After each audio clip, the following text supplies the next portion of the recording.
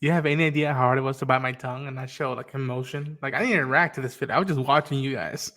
Yeah, I started picking up some stuff, and I was like, I know they are not doing what I think they're doing. Um, yeah. So Bizzy, what do you think of the episode? Yeah. What did you both think of it? That was crazy. I had almost had the balls to ask you earlier, like, was this episode better than the last episode? Is it, but every episode they're managing to just like continue to give us at least one scene that just blows our mind. And yeah, this one had multiple moments, but I'm just saying, like, I'm just like, okay, this isn't gonna top the last one. This isn't gonna top the last one, but like they just give you a scene that's like equally exciting as some of the most exciting parts of the previous episodes, if that makes any sense. So I mean, Yes. I'm enjoying it. I'm loving it. Cable being in the picture is fantastic. Of course, you guys are filling me in. I haven't seen the original show, so there's a lot that I don't know. Captain America. This episode seemed a lot longer than 30 minutes now that I'm kind of like looking back. But it's just like there was so much. There was so much in this. I mean, Captain fucking America? What? I mean, I'm that was telling such a you, cool little bro. moment. I'm telling you, everybody doesn't give as much as brave people are saying this show is fucking awesome. They're not giving the proper. I'm gonna say proper. They're not giving enough credit Nah, to the editing and the nah, this writing. show's cooking, bro. They're It's cooking with this shit, bro. it has so much in what 27 minutes, 24. God, oh They're man. cooking. What about you, Yeah. Sam? No, this was phenomenal. Because the thing about it is the show is so well written, man. Because they went and balanced so many different levels of how people process grief, and they just did it in the most intimate, realistic way. It's like kind of like Beast became jaded because he doesn't know what to do with his emotions to what happened. Because all this time he's always been the passive. He's been the realistic one, but at the same that time, like the rational one. And so many of his quotes came out of a place of just pain and without any kind of compromise. And like he just has no F's to give. But he's doing it in a very specific way, which we've never seen Beast like that. And then if you look at Rogue, like how they handled like Rogue's descent into grief, like the real side of grief, is so equally terrifying but realistic. Because it gets messy. Like when you lose someone or lose multiple different people, you become something different. And sometimes people doesn't come back from that. There's a real thing where you lose loved ones, when you're a lot older and the person can't get over that kind of grief and they pass away as well. And so the fact that they really balance that, even like Scott's on his like A game right now. Like he knows what he has to do, but he's emotionally compromised. So I just love how they wrote everybody's character dealing with the aftermath of this. Even though it happened 2 episodes ago, we're still feeling the remnants of it. This is Now, probably. Oh, keep going. there is absolutely some characters or some possibilities that they're going into that I'm excited to talk to Ronan about. I mean, it was absolutely dope to see, Thunderbolt Ross in this, the mention of the Hulk and Captain America. Those were dope. But the X-Men side of where we're going, if they even thinking about doing this is gonna be insane. That's all I'm gonna say. Go for it, Busy. I want to hear what you were gonna say. So I'm totally blanking out. Totally forgot what I was gonna say. I was referring. Oh, I was referring to how kind of the similarities for me at least. I know it's not crazy similar, but like with Hawkeye and after Endgame, the way he coped with the entire family, his family being lost, it was just by slaughtering people. Making sure people that should have been snapped or he felt like should have been snapped get taken out, and just seeing that anger get translated to Rogue. And of course, Rogue had a mission. It wasn't just that she was just taking out heads. She had a mission. So it was a little different, but just to see her doing everything based off of emotion and out of pure, rage, it was really interesting to see, because I honestly thought we were gonna see a majority of I thought a majority of this episode was just gonna be her again, it wouldn't have been a bad thing, but her sulking, her Yeah. just like kind of just depressed. But the way they handled it here was just so much more interesting to see her acting out of pure rage. Because the thing is, she has this power. So to see, what someone can do when they're pushed to that, one bad day, Yeah. It's just it's so cool. It's so cool to see the way that they handled everything, and of course after what she did to Trask, we see kind of the aftermath with that, and with Morph saying, "Is this who we are?" And it's just everyone questioning. Of course, got Wolverine. She did what we should have done. Like this is just it was just such a complicated thing, Right. considering that this is kind of what differs the X-Men to a lot of the other mutant groups, because they're trying to be better so they can be accepted or so everyone can live in peace. But for her to kind of push that limit, I feel like it's going to be a problem later on. Like people are like, okay, like the team that's supposed to be the image of the mutants have now done this. Like, what do we do? But And see, it's just I'm a little curious to see how this is going to play out. but I think the I thing about it though, how do I say it? The issue started with a people's oppression or perception of a certain group of people. And they have full right to react the way that they are. yes. But that same exact driving force that caused this is going to put them into more oppression if they decide to actually act like a normal human. A normal human, if they lose someone, they're going to react just like all the X-Men did. The difference is they actually have powers. And so they're supposed to humble themselves and be at a lower level, which is still oppression. At the end of the day, they have a right to have a human reaction to this, but they have to hold themselves to a higher standard based on, and that's where the dichotomy of this show is so amazing, Double-edged sword. because it's not right. They should be able to feel what they're feeling, but it's kind of just like Superman doesn't allow himself to do certain things or push so far because of these same exact gateway drugs, so to speak, of emotion. And it's sad, but it's so real all at the same time, because like you said, Wolverine was like, she did what we wanted to do. And he made that, like I said, we know what Wolverine's willing to do. Wolverine will kill anybody. He does not care. He's been on this earth for so long. He knows how humanity is. They keep him tethered to a semblance of justice. And if he was away from the X-Men, we know what he becomes. We know full well what he's capable of. But look at the juxtaposition of, because he's been very much I don't want to say a background character, but a supporting character, and I love that because I got the main star, the all-star in the movies. Now I got him to what the show was and what the books are. Where it's I like, love that Cyclops is stepping up like that. That's where he yes, needs to be. And again, the movies were great. Well, I enjoyed the movies, I love the but movies. like Yeah. at the end of the day, like I growing up, I just remember not being that impressed with Cyclops. I remember seeing him for the first time and thinking he was the coolest freaking character. Like I just like I remember being a little ass kid thinking like, oh, like this motherfucker goes like, zzz, like he can take off his glasses and cook, In the But then games, I he was more remember impressive. and then watching the movies, I'm just like I love the movies and I didn't really think about it at the time, but I just remember not really caring about Cyclops when I was actually exploring the movies. I really just gravitated more towards Wolverine and different characters like that. I just didn't really care. So it's like seeing Cyclops, of course, I've read comics, I've read a lot of comics, and Cyclops is, badass there, but to see him, in a series, animation, doesn't matter what it is, it's beautiful. It's cool to see. So Sam said it best with the Wolverine stuff, but I wanted to say this about the juxtaposition. When Jubilee's shouting, "Where is she? Why isn't she here? She should be here." What does he say? Grief is a tough war. Yep. Everybody has to deal it on their own. That same guy that said that also said, "Well, I would have done that when Rogue let Trask go." Yeah. It's so fucking. This is why I tell people that this is why, to me, and again, this might be blasphemy, but this X-Men are so much, for me, better than Spider-Man, the FF, and I love the Spider-Man, I love the FF, but this is why the X-Men are so good, just because it's an endless possibility. The X-Men are their own cinematic universe. That's how big and gold and rich the material and the characters are.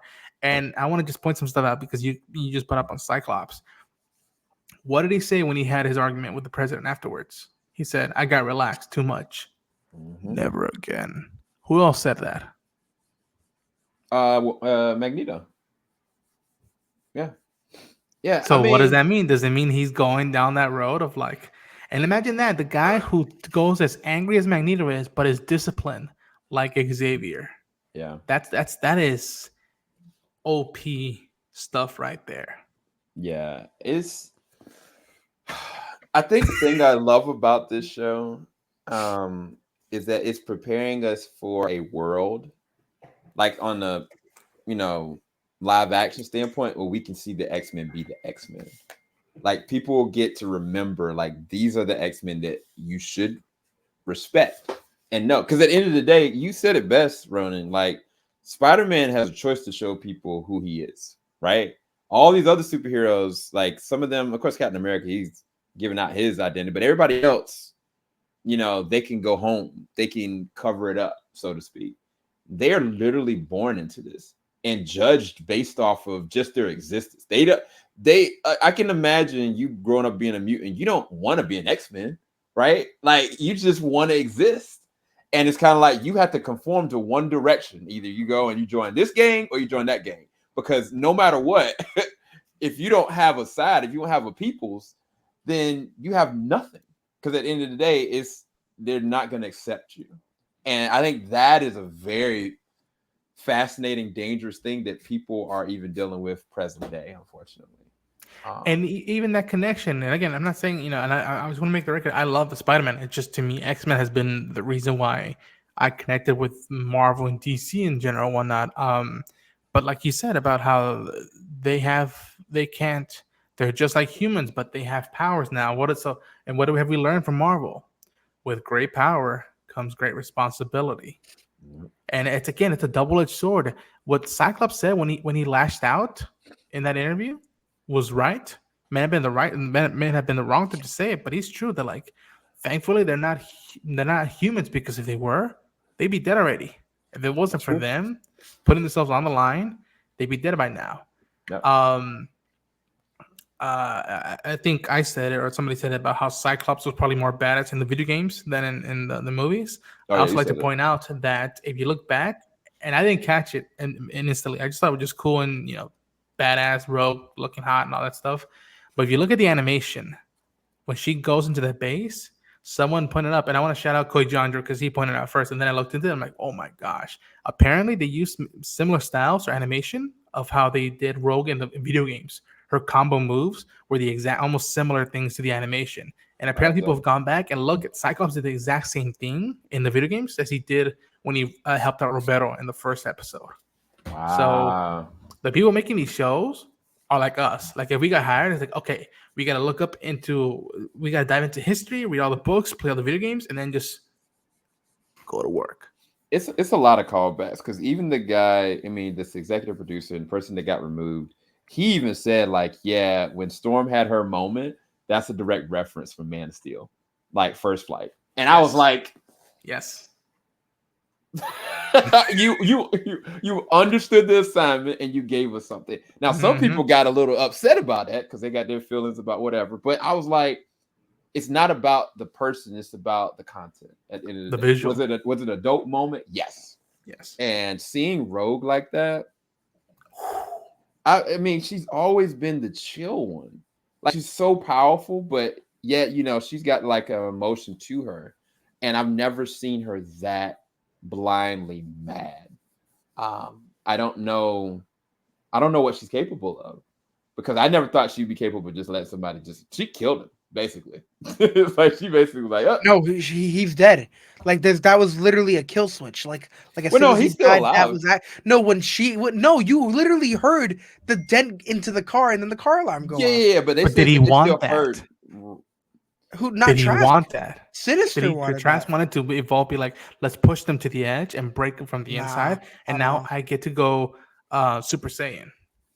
I don't know. I think Mr. Sinister wanted that. I don't think Trask. Yeah, I don't think Trask. I think Sinister wanted that. I think Trask wanted to kill himself for real, because he just didn't want to be used. Like at the end of the day, of course he's racist to the mutants, but he did that out of fear. He wasn't trying to go and start a world war that was gonna end humans and mutants. But I don't think he's completely dead, because they basically said that there's still a part of his mind still dormant. I think that's what Gene said or something like that. So I don't think he's completely dead. But I was going to ask the real trigger question to Ronin. and Bizzy. How do you guys feel knowing that Gambit is officially gone? Because Bizzy, you said wow. Special shout out to AJ LoCascio, who took the mantle from the previous actor who did Gambit and did the Cajun accent, did such a phenomenal job. And also my heart goes out to my friend Di, because she loves Gambit, and I've just been missing her these past weeks, being like, "How you doing?" She's like, "I'm still crying every time I watch this episode." I'm like, "I know." Dude, I can't come to terms with this, man. I mean, to see him with just such fresh animation, this is what the character deserves. He's one of my favorite X-Men. So to see him, I just refuse to believe it's real. He's gonna come back.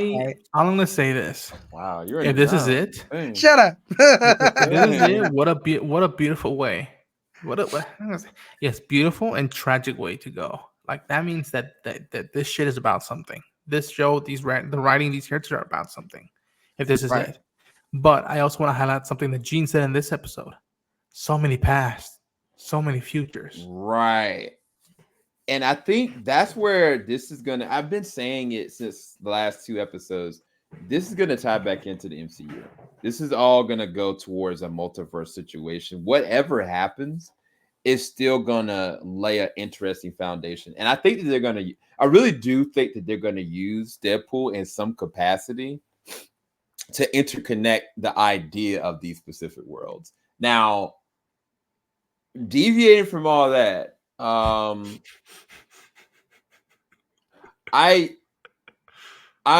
worried and at the same time excited if this character that has Magneto is who I think it is. But before I ask Ronin who he thinks it is, I want to see if Bizzy can even have an unction of who the heck he thinks it might be. Yeah. Well, I know the character looks familiar to me. The guy at the end, right? Yeah. Correct. Yeah, and just from the suit alone and the tubes, I mean, I could be wrong, but I just remember it starting with a B. But I really could not remember. I think I'm wrong, but I really cannot remember the name. But I just remember it being something like that. But I straight up cannot remember. Where do you think he comes from? That's a better question. I don't remember. I just remember seeing him in the comics before. I just don't remember like anything else other than the fact that I'm not fucking with them, So, I'll say this. I don't remember anything. At first, when I first saw it, I didn't know. I just knew, okay, this must be a deep cut. That I didn't read it. I didn't read the books when they were coming out, but this must be a deep cut. Shockingly, I'm proud of you, Bizzy. You got the letter right. It starts with a B. What is it? Sam? Go for it. Go ahead. His name is Bastian. Okay. And again, because I'm on X-Men High, but I still have a lot of character to do. Shout out to my friend Kojandra who explained it pretty good. That his name is Bastian. He was in a pivotal run of X-Men when the show was coming out in the mid-90s. So the show was happening, and then this run was happening where this character popped up. Apparently, and Sam, you can fact check me. He is a being that's out of Mole Master and Nimrod. Bizzy, have you ever heard of the name Nimrod? I think so, but I'm not sure. So, and Sam, correct me again if I'm wrong. Nimrod is the next version of Sentinels that appear in Days of Future Past in the animated series. There was the big bulky ones that are intruder alert whatnot, and then there was this one that just hovered and didn't say nothing but was so tough to kill. Damn. And they were called Nimrods. Apparently, this being Bastian is an amalgamation of both Mole Master, the brain of that, and Nimrod, the capability of that. So he's technically from the future. And in case I want to know this, do you guys know who voiced him? No, but the voice sounded so freaking familiar, like really familiar, to the point that I was like, "Who is this?" It's funny that you kept saying that sounds like Charles Xavier, but that is Theo James. Really? Yes. What? He is from The Gentleman. He is from the Divergent series. He's been in all this other stuff and whatnot. But yeah, that is Theo James. I'm gonna say this, Busy. When episode 5 happened, people were thinking, "Oh my gosh, Cassandra Nova is gonna be part of this and whatnot," because what happened in the books and whatnot. And the producers, people have to be like, "Well, think outside the box out of that." And then we watch the Deadpool trailer, and we see a character. I mean, they haven't clearly said it, but I'll put money down on Vegas, being like, "That's Cassandra Nova. That's Charles' twin sister." The cool thing that they're doing with this show is that they're interjecting storylines and video game stuff for that. Even if you're a fan and you know this, you'll get a head start, but you won't know what's coming out of the way. I'm gonna let Sam say some more because I don't want to spew more. But yeah, this is I didn't. In the words of Aaron Taylor Johnson, I did not see this coming. So there's so many different threads to this, but the key to this, Busy, honestly, is the future. Literally the future. Yep. And they keep showing the future Sentinels.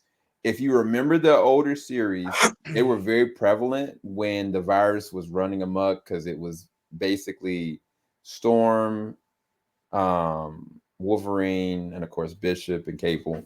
And they were trying to stop all this, because if they didn't, everything would be wiped away. But this is the crazier thing. If you remember this from a certain trailer, do you know what these are? Graves. Do you know what they are, Ronin?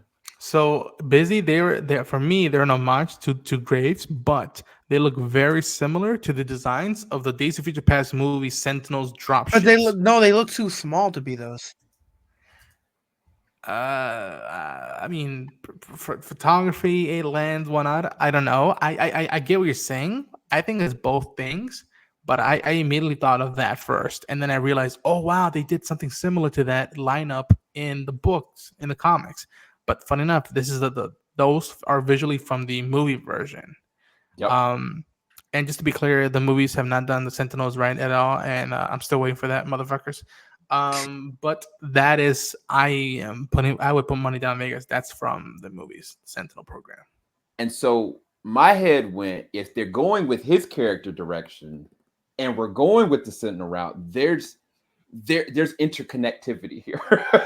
And I don't know the levels of it, but at the very least, there's a reason why they put that in the Deadpool trailer. It's not a coincidence. And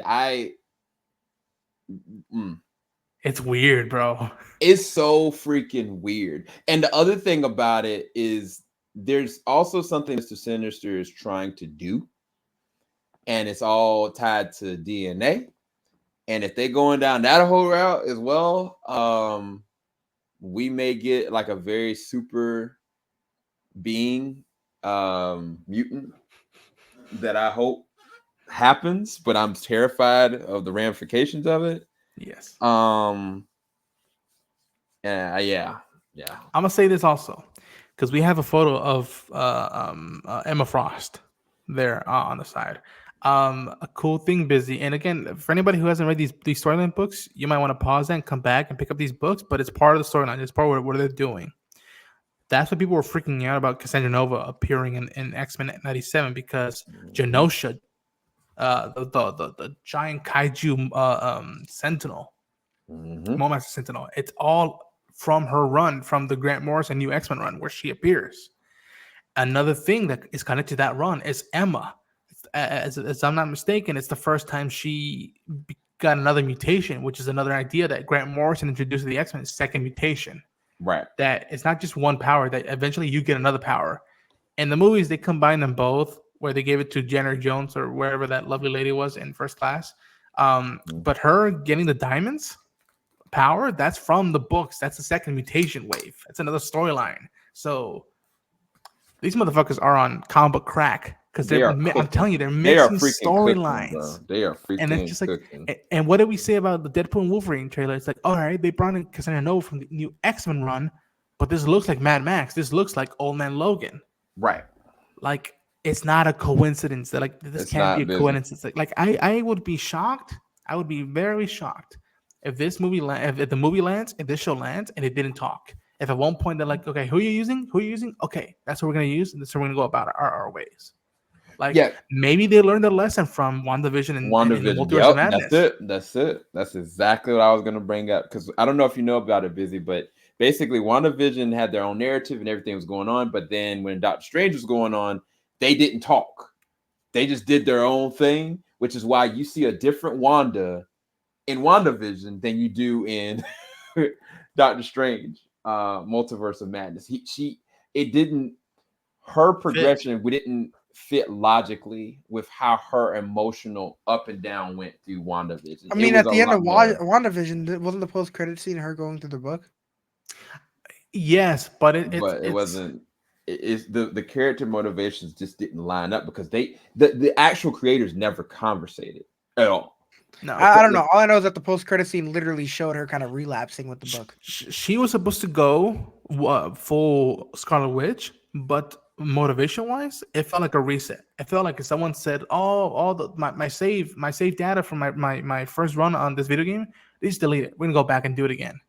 And I was And like, no "Why are we?" mention of vision at all. No mention or understanding or clarification of her kids really at all. And the thing about it is kind of just like I think that post credit scene was added because I can't remember if they shot it for the movie and just kind of tagged it in, but I don't think that was initially something that came from the WandaVision show creators. I think they had to add that to bring, okay, she's going to be going down that route. But either way, I hope that they've learned their lesson in their talking. My concern is that the creator of this show is no longer here. And I don't know if he's worked on 2 seasons of this or 1 season. I just really don't know. I had But heard that he had written an outline or some scripts, and that they were scraping those scripts and outlines for season 2. Which again, it's like the writing is so good, but it's all hindering like on like what did he do? Like is it a big thing that they shoved him off, or is this another James Gunn scenario where they're covering their asses and they're still not telling us? People are saying if he's not, if he's in the good, and this was just irrational reaction from Disney, then put him. They want him. If he didn't do nothing too bad or harmful, they want him to run the movies, not just finish the series. They want him to run the movies. And I love that you said that about the movie, Sam. But I'm gonna say this: much like Invincible, when it comes to these two properties, these two shows, these two storylines, these characters, the live action has a lot of shit to do right now because animation is running. They're not crawling. They're not walking. They're running. yeah, it's very, very fascinating because I'm hyped. I mean, if you looked at even Yes. how the Sentinels are honestly busy and how they were designed, I'm gonna pull it up real quick. You remember what they look like, and you remember what they showed that was just sitting down. It's reminiscent of these same exact Sentinels. They look exactly the same from Days of Future Past. So it's kind of just like, okay, where are we going with this? Yeah. And we still don't know which Wolverine, where he actually came from. We just know that Wolverine within the Deadpool movie let his world get destroyed. And the only one that I remember that came close to something like that was in the show. Because that's what happened in the original, if I remember correctly, something happens to that lines. That Wolverine was the only thing that was the make or break for all humanity because of his healing factor. But anyway,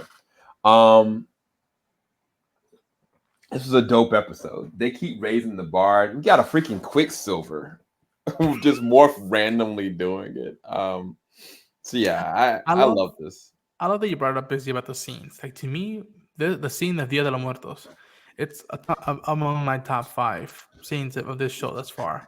And it's like maybe it's biased because I am Latino, but I literally in my video I literally saw that like the shots with the people in the graveyard, and I literally just looked away. I'm like, why the fuck is this hitting me?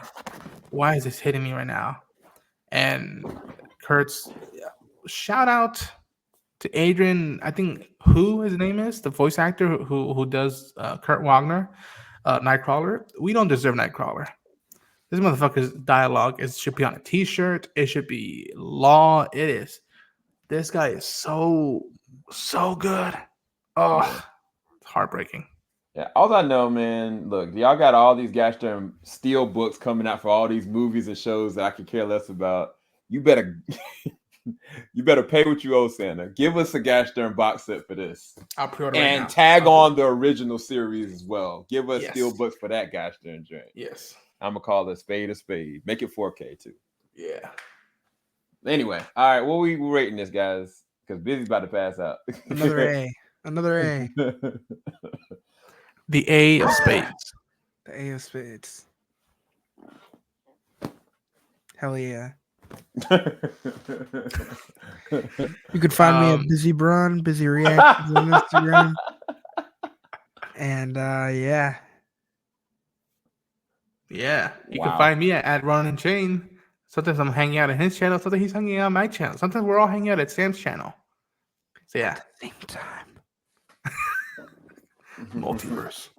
Y'all are so weird, man. But yeah, you guys, thank you guys so much for watching. Make sure you like, subscribe, hit the bell button, go and check out these guys. Amazing content. We got reactions again on Bizzy's channel, so definitely go and check that out. Got reactions on Ronin's channel, go and check out his as well. We got shows popping out of nowhere, and yeah, a lot of surprises coming. We're gonna go, guys. Hold on to your britches. It's 2 more episodes left. Is that it? 3. Oof, jeez, we ain't ready. No. We ain't ready. Filing out the top of the I can see the skyline, 50 mile radius on my timeline. Ain't nothing on